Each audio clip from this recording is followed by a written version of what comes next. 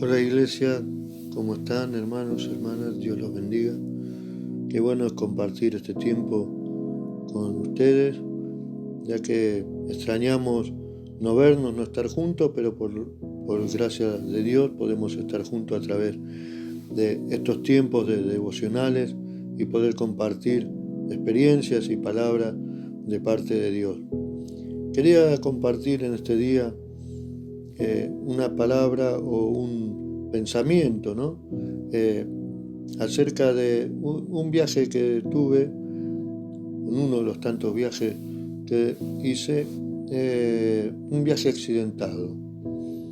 Uno cuando viaja planifica el viaje, los lugares donde va a ir, donde va a descansar, donde va a pasear, pero también planifica, en este caso iba a ir en el auto, así que planifica la ruta, cuál es la más segura, la más rápida, lo más corto, el mejor camino, ¿no?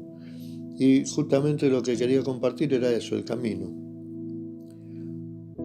Hay una canción de Vicentico que dice que los caminos de la vida no son lo que yo esperaba, ni lo que imaginaba, ni lo que creía.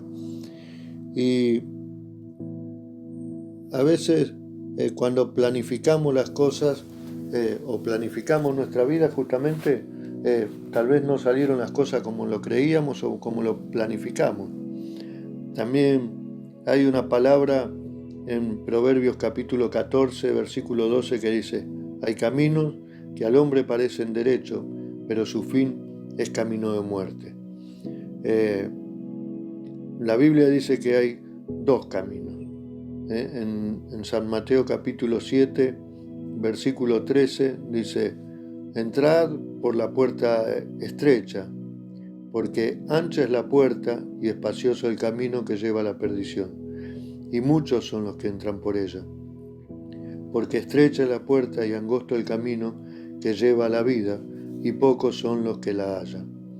Acá, en este pasaje, vemos que hay dos caminos bien distintos, y la sugerencia, el principio del versículo dice, del 13 dice: entrad por la puerta estrecha.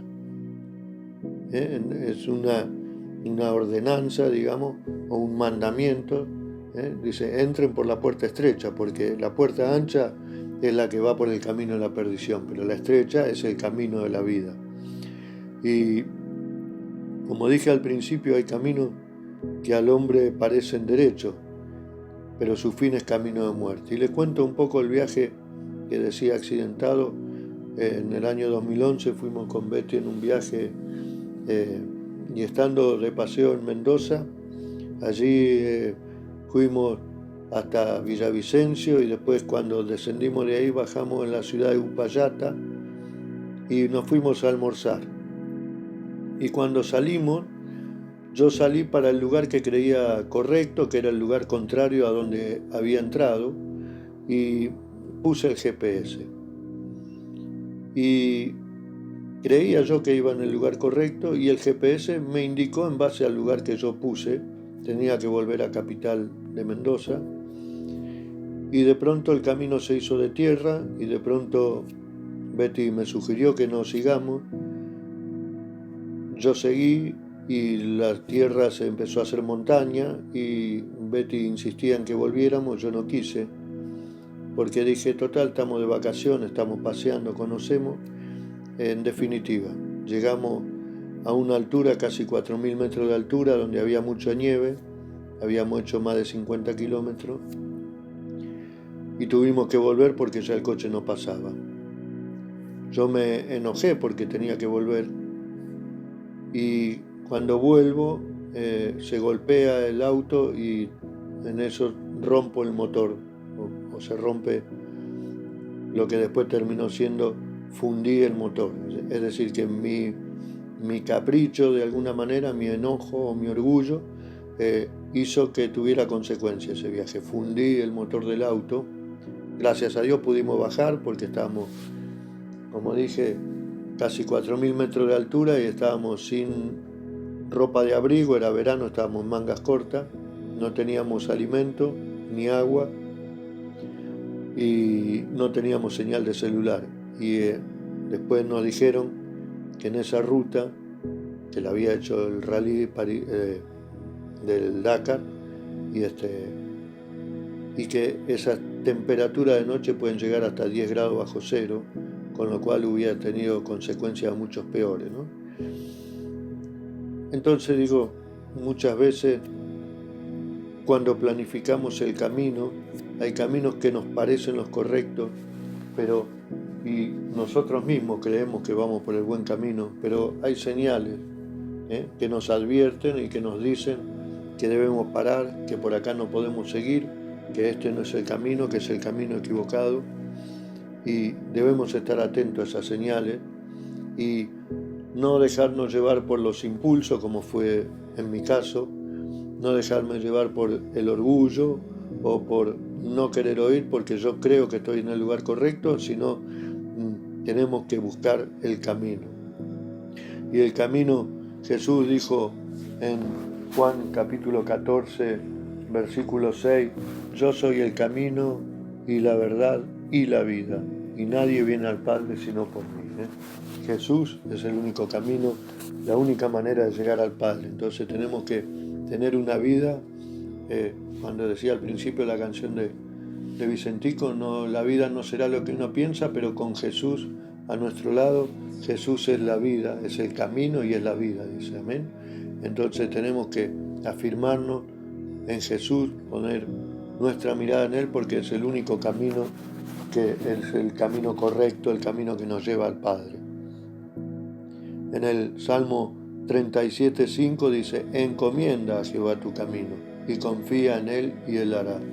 Tenemos que poner nuestra confianza en Jesús, que Jesús es el único camino, que no hay otra salida cuando vemos los nubarrones, cuando vemos los problemas, las adversidades, las enfermedades, las circunstancias que nos están aquejando, encomendar nuestra vida en las manos de Jesús, en las manos de Dios, y confiar, sobre todo confiar en que no es como yo creo, ni es lo que a mí me parece, sino es lo que Dios me dice. Confío en que Él va a hacer lo mejor y lo más conveniente.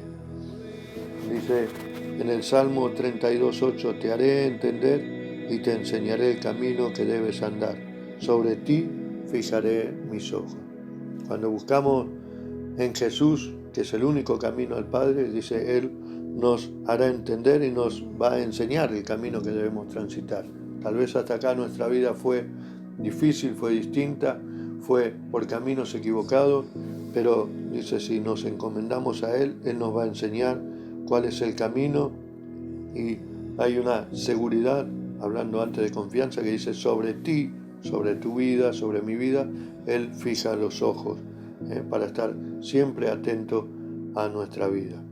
Y el último versículo que quiero compartir está en el Salmo 119:105, dice, lámpara es a mis pies tu palabra y lumbrera a mi camino. Qué mejor, hablando de los viajes, el primer viaje que hice, que iba a la costa, era en el año 87, 88, por ahí, de donde la ruta 2 todavía era vieja y donde no había GPS para los jóvenes, que no saben de lo que estoy hablando, pero era como un mapa, con un mapa busqué ahí la ruta y iba guiándome por un mapa.